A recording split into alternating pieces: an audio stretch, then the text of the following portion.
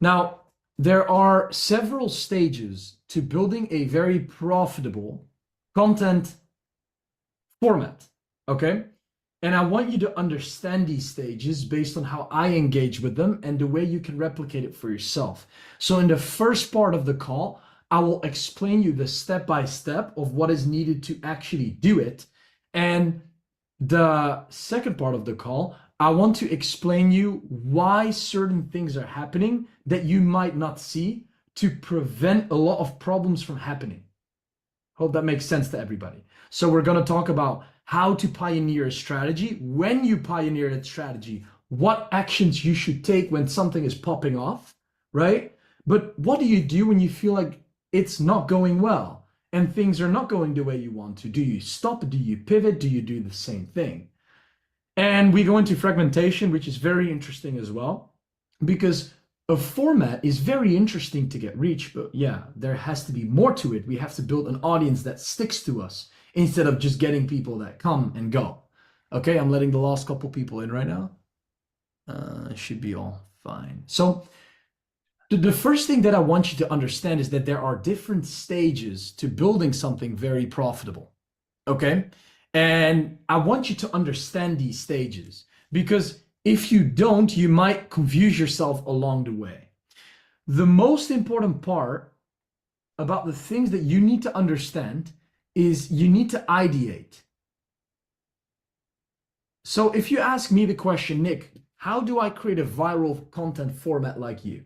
Like Miro boards or philosophy style or the new one I recently produced, you need to ideate. And the most important thing about ideation is that you need to have a clear mind of operation to think and do research. The most important thing that I see people being stuck at in the beginning phases of building a profitable format is that they kind of feel like they're undervaluing themselves because they need to go back to the beginning stage. And the beginning stage is simply using your own brain and doing research. But in their brain, they're business owners, meaning they feel like they're not applied to the research. They think they already know everything in them, like they already know everything. But when I create a new format, I go back to the baselines of what business is about, right? It's thinking and doing research based on my thinking. So I want you to apply that same strategy to yourself when you want to think about a new format.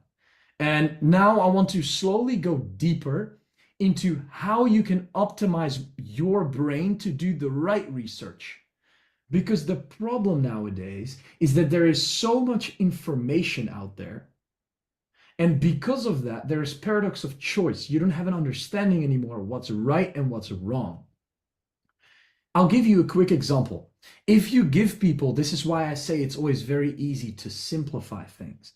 If you give people 2 options compared to if you give people 1,000 options, the chances that people won't like one of your options if you give them more options is lower, right? So if you have 2 colors to choose from or 1,000 colors to choose from, where do you think the likelihood of disliking one of them is higher? It is with more options. Which is why right now in today's economy that we live in, it's very hard to make decisions because you have so much input on a daily basis. You see so many videos. I can promise you we all at least see 250 reels every single day. And I'm talking about low volume then, right? The same as you get shocked if you look at your watch time, the amount of time that you spend on your phone, you think it's 3 hours, but it's 9 hours, is the same amount of reels that you're consuming every single day. You think it's maybe realistically 50 or 100, but it's 1,000, which you aren't even realizing. So there is a lot of unconscious information in your brain that you stack, right? Where that glass slowly fills up without you even realizing it. Because only, let's say 20% of that is awareness, right? You're aware about the information that you have. This is what you're aware about. This is what you're unaware about. But the reflections of the actions that you take on a daily basis are reflecting the unaware, but also the aware actions. So sometimes you do something without even realizing why you do something because you've consumed something in the past. And that has its benefits and its consequences. And the reason why it has its benefits is because you can decide the information you allow your brain to access, which is very nice. The problem with this is that you also don't really know a limit of consumption. You don't know when to limit yourself to put hold on it, which is why every human's brain exists out of valuable information and just vague information. Now, the interesting thing around this is that vague information is normally information that doesn't make any point. It doesn't provide any value. You just do something to make something, you just fill your brain with information, right? So you fill it up. The most important thing around this is that when you do that, you are confusing yourself based on the amount of information there is. So one very interesting thing, going back to this brain concept, when I want to do research, is you need to have a clear brain, right? Now, the interesting thing about having a clear brain, I'm very interesting. Talk to me in the chat, guys. Who here meditates? Very curious around this. Say yes or no if you don't or if you do. What is your form of meditation? Write it down. Prayer count, stillness. Like, is it going for a walk? Is it journaling? Is it sitting in silence, stillness, as Nico said? Praying, driving, journaling, walking. Yeah, it's like, exactly. So everybody has their own form of meditation, which is beautiful because this is the whole thing about meditation. Some people, when they meditate, they expect an outcome, but there doesn't need to be an outcome when you meditate. The whole point of meditation is that you can sit in silence with your own brain without any distractions. There doesn't need to be an outcome, right? You can be extremely overwhelmed and meditate, or you can be extremely calm and meditate. And both can have positive side effects, right? So it's very interesting that when I personally meditate, I like to go for walks because I can clear up my brain. I always reflect on everything that I've been doing in the past.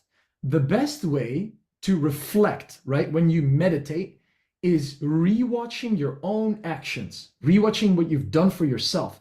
We are always very projected on buying other people's stuff because we believe that when we buy somebody else's stuff, there is a certain amount of perceived value that we know or believe we don't have that we'll get when we buy it. So because of that, there's a lot of dopamine attached to that. There is not a lot of dopamine attached to rewatching your own sales calls. There is not a lot of dopamine attached to reflecting on what you have done because it's not new. There's no new input to it. So every time you do something, you try to find the solution external. You try to look at different things. You want to buy new things. You want to get perspective from other people because you believe that the perceived value on the other side is better. And in your brain, you see this as that golden answer to your problems, which most of the time isn't the case. The only people that can benefit from perceived value from others are the people that have a clear brain. But 90% of the people have a brain that is filled up with enough information because information is too easy to absorb. It's too easy to get information into your brain nowadays, right? Which is the reason why it's very overwhelming.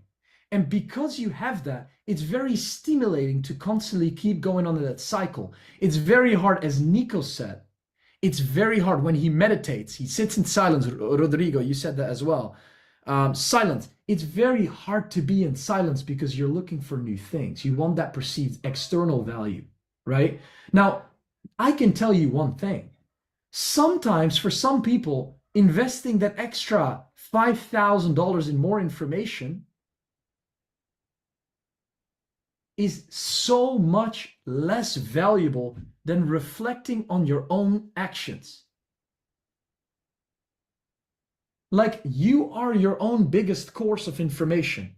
You have the most valuable course already in your brain. You just don't believe it because you don't understand the way you should reflect on your own actions. And the reason I go so deep into this is because, do you think that I just think a viral format that just comes pop up in my brain here once and there? Like, I've practiced to create this shit, right? I practice on a daily basis. I practice my mental state to get myself in the right state, to get these ideas. And this is the true core reason behind how I reflect and how I create these ideas, for them to be very valuable, because it all starts with your state. Okay? When we have that optimized, and when we learn to reflect, we learn to sit in stillness without needing any external dopamine, the reflection process becomes very valuable. So the way we reflect becomes very valuable. Now, because of something I said on who saw my story yesterday? Very interesting who saw my story yesterday. I made a story about one very powerful point. The most successful people, the people that will become most successful, aren't the fastest ones. It are the people with the calmest minds. The reason why that is the case in the current economy, and it wasn't the case in like 30 years ago, is because 30 years ago, speed was the thing that matters most. But because speed is now something that is easy to access, right? And information is something that is easy to access through AI and so many other external sources, being in a state of calmness is valuable because it's rare. It's easy for people to think about a lot of shit now than think about a couple things. Back in the day, 30 years ago, when there was no social media, it was the opposite way around. So you won on speed. If you could do things fast, you would make a lot of money. Now you need to be calm, and you need to be able to have a very good filter to understand that if you have so many different decisions in life, you pick the right ones. Now, the interesting thing is, it doesn't matter where you are in business. Everybody in life, no matter based on the amount of money that you're making, has decisions to make. And every decision that you make has a level of weight to it. That means that currently you have a set of decisions, right? 1, 2, 3, 4. I have a set of decisions.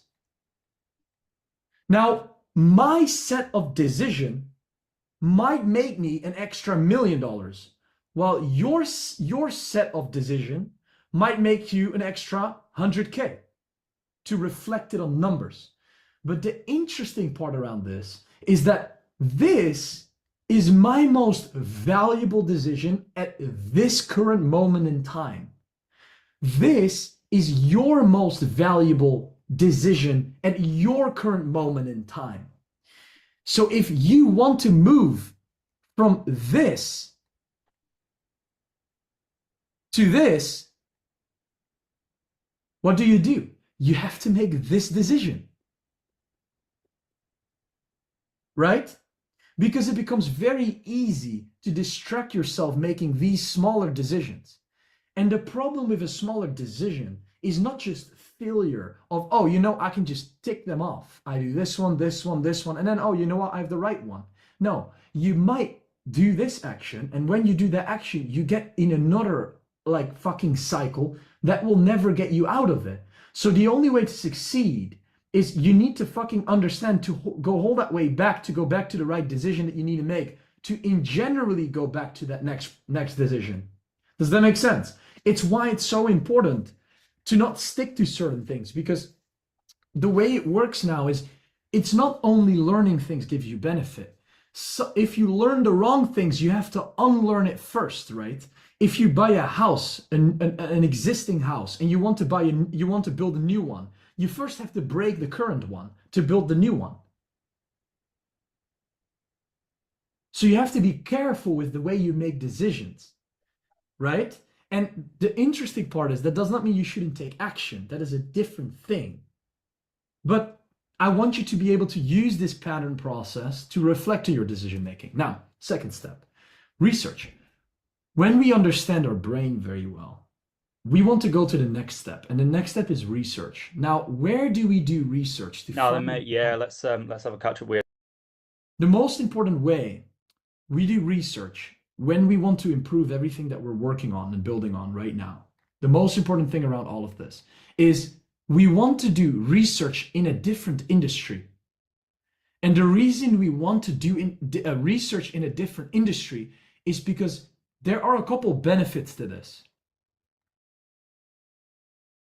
We are in the personal branding industry,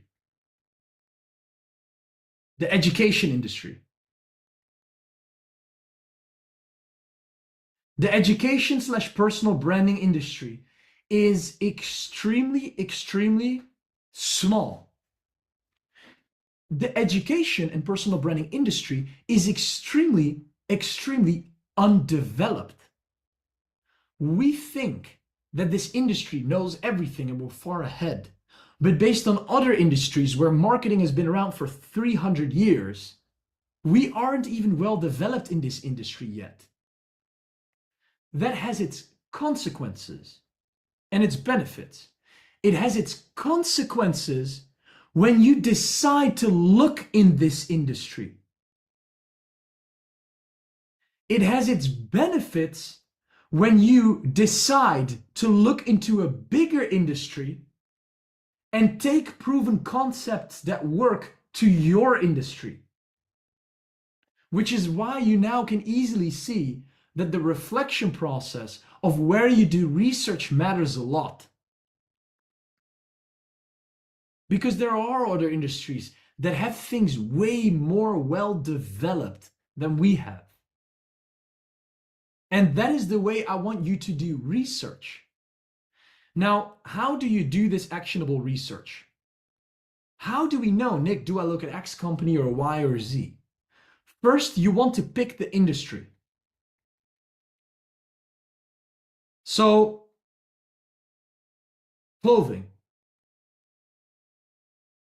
Do we want to look into software? Or do we might look into e-commerce? I don't know. Depends. If you look at clothing, you have two options. And this is the way I like to do research. So if I have my industry chosen, you want to understand the core concept of the driver within that industry. So what is that, Nick? What is that answer to that question? Software, technical. Who knows? Clothing, e-com, distribution. Who knows the one for clothing? I'm very curious if you know. There's just one word that you need to have as a clothing brand to become big that is associated with it. So software, technical, e-com, distribution. Software is just technical, like technicians, software developers. Who knows the one for clothing? I'm very curious. Say it in the chat if you know.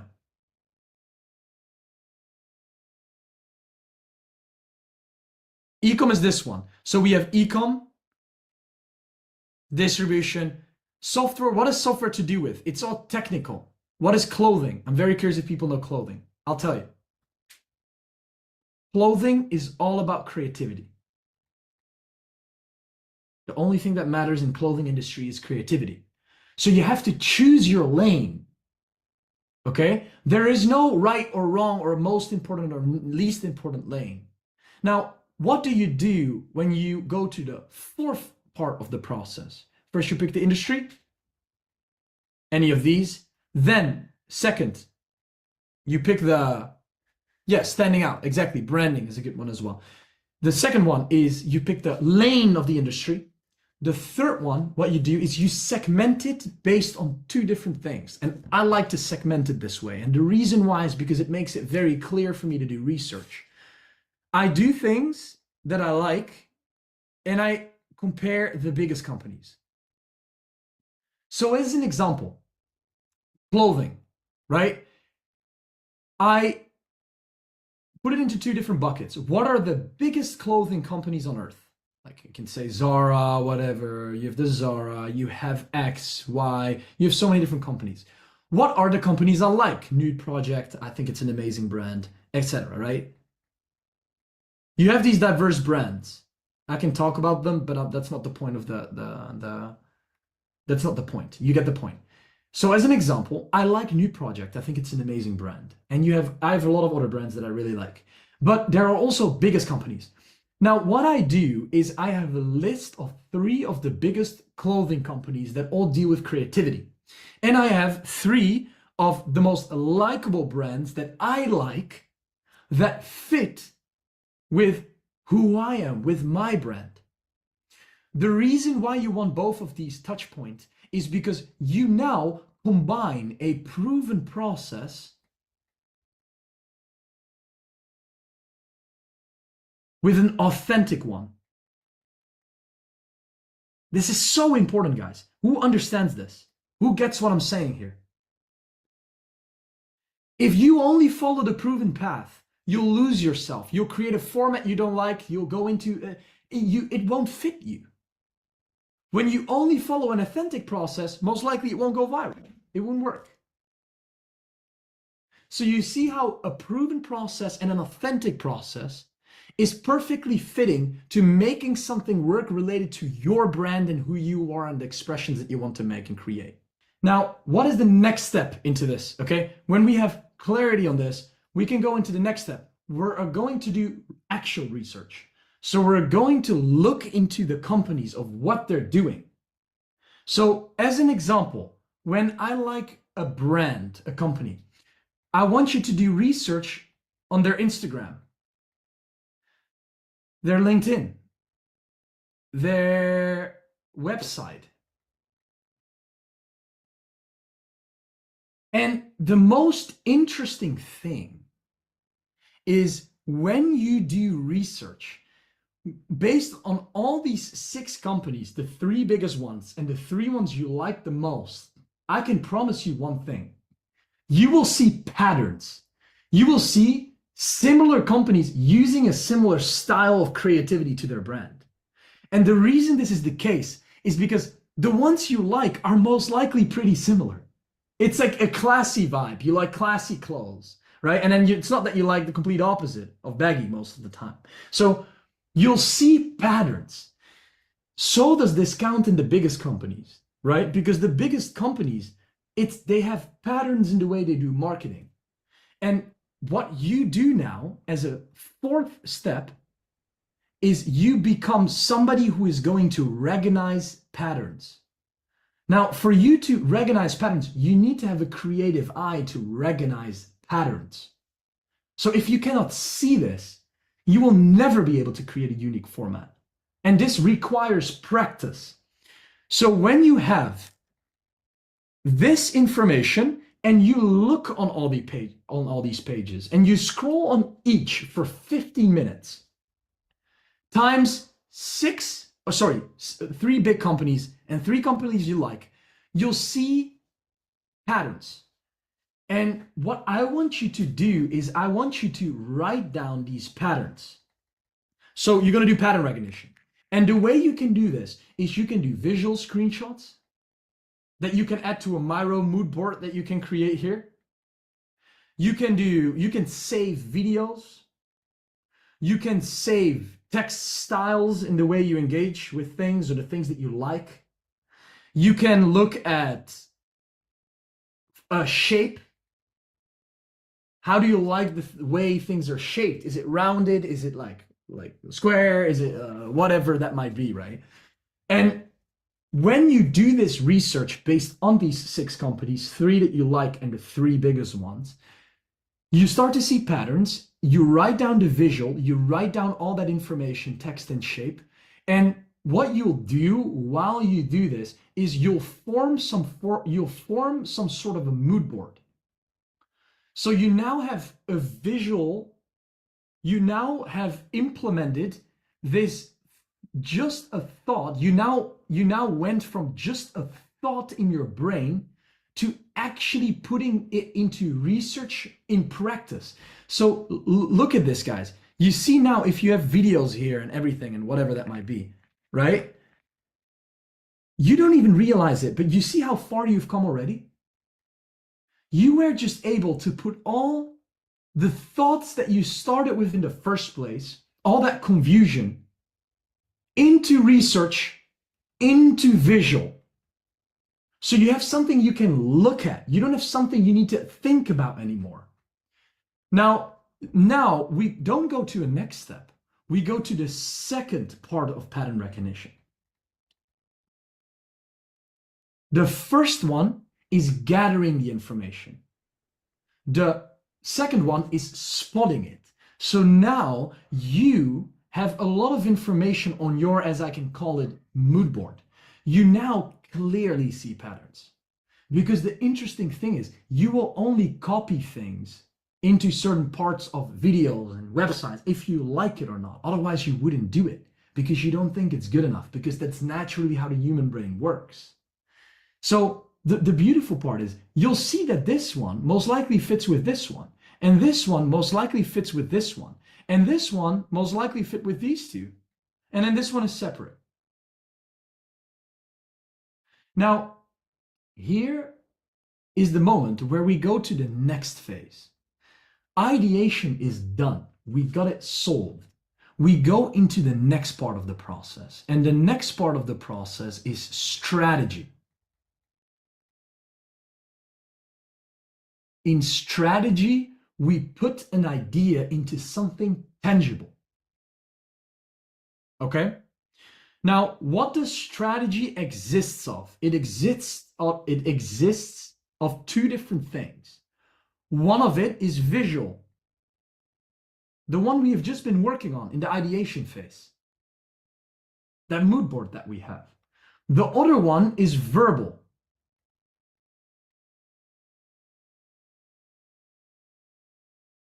This is the secret to finding out an amazing format. You're now like, Nick, I have all these thoughts and all these things on my screen. And yes, I do see patterns, amazing, but how do I format it? Right? How do I do that? Like, do I do this or do that? Like, do I do the split screen float? There are like so many different ways to do it. And you know, the interesting part is, I don't know 900 of them either yet, but I'm going to figure them out by growing my business and inventing and ideating the way I do. Because I'll come up with a new format in 3 months from now. Do I know that one already now? I have no clue. I don't know. Right? So the secret to now positioning all this information into an actual, tangible new format is this trick. We are not going to now figure out how we can position each and then put the text there and then put this here into a new format, or do this and then sit there and then, no. We are going to skip this for a second and we're going to put this on pause. And we're going to go to the verbal side of things, in strategy first. The reason we're doing this is because when you're verbally aware about the things that you want to say, you'll give yourself 75% of the clarity already based on how you want to present it. That is why I always say sometimes it's very important to prioritize a title and a thumbnail in a YouTube video before you go through the whole production process. Because when you know it, you have that, you understand what you're working on the brand scope of things, and it prevents a lot of unclarity from happening. Now, let's go deeper into that verbal process. What do we do? It's very simple. We need to understand exactly what we need to talk about to make people pay us money. Okay? That is one of them.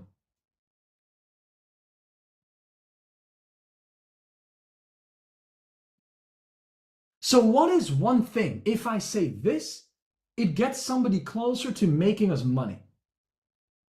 The second thing is attention. It's not all about conversion. What is something that I say that will make people listen to me? Angela, I saw one of your reels pop off recently, Ran. The top of the funnel one. Super nice. I saw that. That's super great. That is a perfect example just for you to know as an attention one. So it's like a top of the funnel one. It's nothing to do with conversion, but you figured out that new angle, you reproduced it a couple times, and you knew it was going to bring you a lot of followers and likes and engagement. So that is a great example of attention. A great example of attention for me is the philosophy one, where I fucking talk with a very strict voice, a lot of confidence and conviction into the screen. The one you guys remember about, I said about the Lambo one, right? You guys probably remember that one. I had a lot about these. Philosophy one. So the interesting thing around this is we're not going to just optimize for conversion. We are also going to optimize for attention. The reason why is because we're not just instantly trying to get a new customer. We're inventing a new content format here. And what do we want a new content format to do? We want it to bring us attention, new eyeballs, okay? And then we want to position it the right way, where we put in certain lines for us to give us conversion as well, because otherwise we could just start screaming off the rooftops like random fucking shit that make us go viral. So I want you to find a question to the answer, how do I get people's attention? I get people's attention by doing X while I'm saying Y. How do I get people to convert? I get people to convert by talking about X, specifically showing Y. When you know this and you write this down for yourself,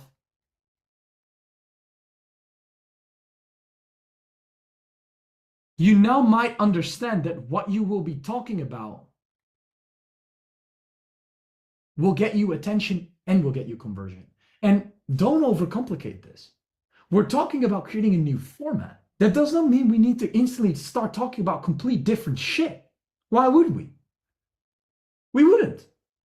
If I would talk about one, this is very interesting actually. If I would talk about one concept in my YouTube video in a very calm way in the 33rd minute, or I would scream about it in a 1 minute reel, it could be the same format, but the way people perceive it is completely different. You see what I mean? So you don't have to overcomplicate what you're going to talk about. What you're going to talk about is what you're already talking about now. It's already the answer you know to the question of why you got a customer. And it's already the thing that you know will get you attention. Okay? But the secret is when you write that down, now we go back to the visual part of things. We go back to this drawing board here with this information that we have. Because when we have this information, it becomes very easy to package these videos, visuals, text, and shapes into a new format that is desirable. Okay? So now what you do is you'll start to create a puzzle. Okay? So the interesting thing around this is you now need to have an understanding of how you can fucking fit these things together. Fuck, this is in. Lol. You know what I mean? Very important. So you have this now, but they're not connected yet. That's the problem. So you have a puzzle. You have the information about what the puzzle is about. You just didn't have connected the pieces yet. And this is something we can talk about for 7 years, or something we can talk about for fucking 2 minutes. And I'd rather do it in 2 minutes instead of 7 years. So let's do it. You just connect them. It's very easy. You start to look at variations, who know product, beta, who understands product. If you build a product, you have versions to a product. Just like you have versions to a product, you now are the software developer of your own format, okay? You go from being a creative strategist, from being a creative to being a strategist to now being a developer. You're the developer of your format now. You go in phase 3. And what the developer of the format does, he has a lot of information and he makes and he creates a format out of it. Cool. This is V1. What you do now, when you've created V1, just based on the shapes, the text, the information and visual you've gathered together, you build V1. You take 24 hours to completely pause and you do nothing. I've tested this multiple times. And you go create V2. After 24 hours with a refreshed brain, you now look at V1 in a different way than if you constantly keep thinking about it. The biggest mistake that I made is I could have thinking about the Miro videos took me 2 months to invent. If I know the information I have today, I could have done it in 2 days, maybe a week. So I want you to take this break because this break is one of your most valuable hours that you'll ever spend doing nothing. Okay? This is where you get the highest return from doing nothing. Absolutely jack shit, nothing. Do some other shit. Go take sales calls or do something else unrelated to this content format. Now, what I like to call when you have format 2, V2, you take another 24 hours and you create V3. And V3 is the first touch point where we actually start to distribute shit. This is our testing phase. So to give you a great reference on this,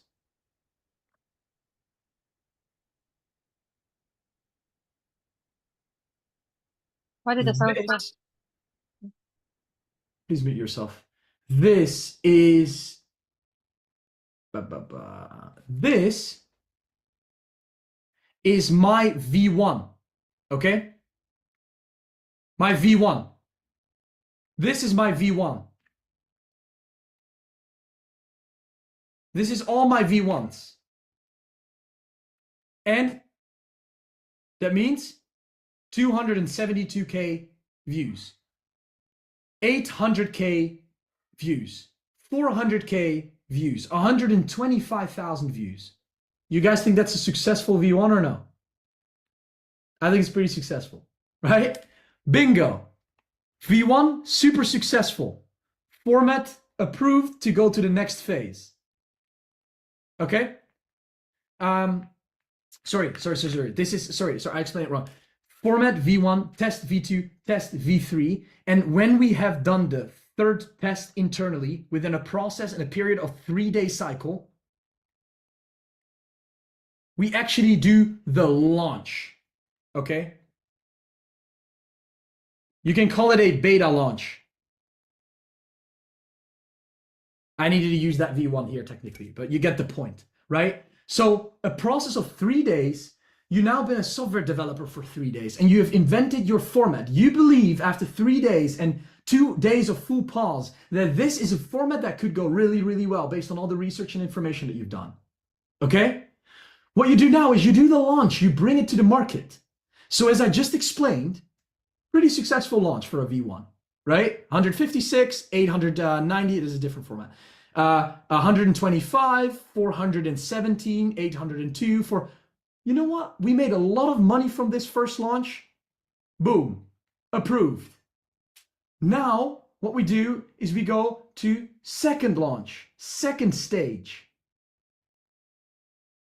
My phase of the second stage just started. I'll explain you why. The first launch is always anywhere between 1 to 6 months. Now, the interesting thing around this is that most of the time, if it takes longer than 3 months, it's not successful anymore. Because people get tired after a certain thing if you show it for a longer period of time. So you need to invent something new to it to launch a second V2 instead of just a V1. Does that make sense? Who understands this? Who gets this? You need to adjust something to it. You don't need a whole new format. You just need to adjust something to it. So what did I do? V1, boom, 81K likes, fucking 27K likes, millions of dollars. Amazing, everybody copying me. Nick's setting is popping off, this and that. To now, okay, team, you know what? We made V1 extremely highly successful. We made millions of dollars. We got thousands and fucking 100,000 followers. I think we made this launch pretty successful. If I would post this one again now, it would kind of slowly saturate because a product is only good if a product innovates. Now, let's define what innovating means. Innovating doesn't mean inventing something. It means making something better. We already went through the inventing phase. We go to innovating. Innovating is this one. You see? This is my V2. We now started the second part of the launch. Me and the team successfully completed V1 with our millions made, with our 1,000 followers, and with our fucking millions of views. Done, completed. We innovate and we move to V2. The only moment you move to V2 is if V1 was successful. It's a test. I'm constantly testing. If V1 wasn't successful, we don't move to V2. There's no reason to move to V2. Does that make sense? So that stage, we go back to the main board. We now have ideating. We now have strategy that we have clarity on. Now what we do is we need to go, I'll write down on the bottom, the production process of it. Now what matters is we need to put ideas, strategy into actual action. But the reason why you simplify the production process so much is because you already went through every single phase. So it becomes very easy to build a system behind the way you produce content. Does this make sense?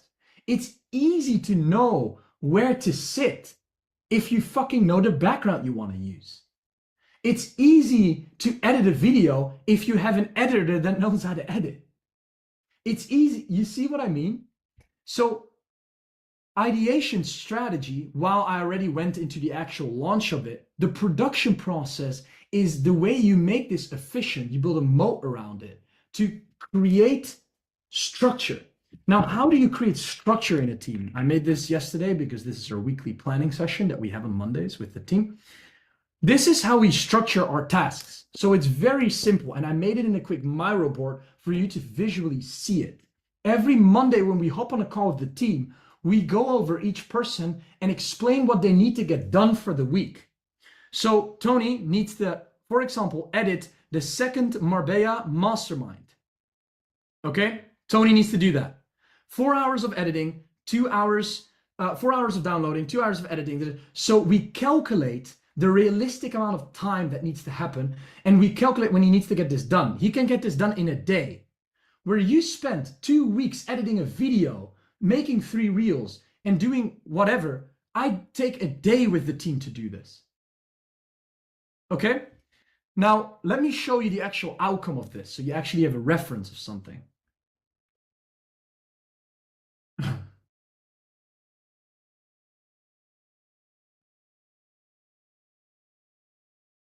There you go. So within 1 day, our team, Tony, which we discussed yesterday morning as a plan, we had a call today in the afternoon. He already got all of this done. He made one final 2 hour and 17-minute mastermind video. He edited that fully. He made 3 small YouTube videos, cut it out of it for the Mr. Nick Setting channel. Okay? And also, he has made 4 Instagram reels. When you're performing, you focus on the content. When you're documenting, You see? You guys hear the sound or no? Yeah, okay. you focus on doing what You see the efficiency in this. Now, this is not polished. This is the raw cut.